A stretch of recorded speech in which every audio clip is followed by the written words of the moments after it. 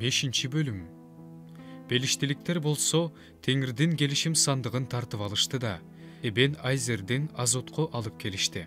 Белиштиликтер Теңирдин келишим сандыгын алып, Дагондун бутканасына киргизип, Дагондун жанына коюшту. Азоттуктар эртеси эртең менен турушса, Теңирдин келишим сандыгынын алдында Дагон бети менен жатыптыр.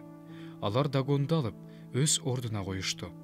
Алар кийинки күнү таң заарда турушса, Теңирдин келишим сандыгынын алдында Дагон дагы бети менен жатыптыр.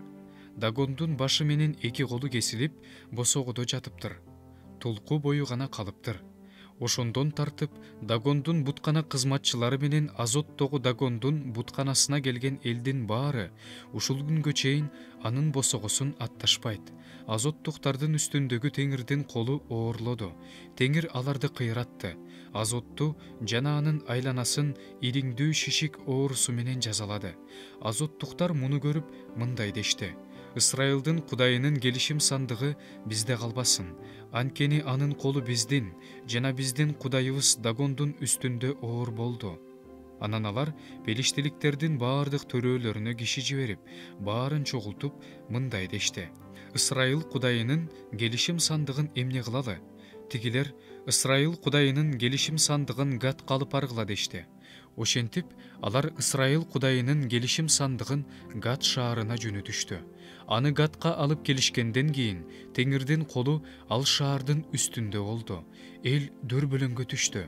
Теңир шаардын тургундарын кичинесинен чоңуна чейин кырды. Аларда ириңдүү шишик оорусу пайда болду.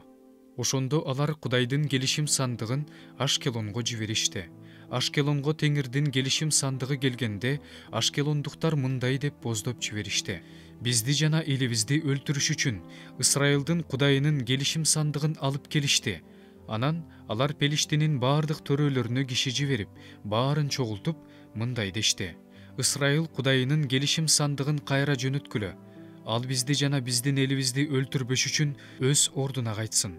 Анткени баардык шаарды өлүм коркунучу басты.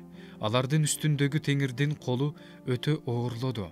Өлбөй калгандар ириңдүү шишик оорусуна чалдыгышты. Шаардын өкүрүгү асманга чейин көтөрүлүп жатты.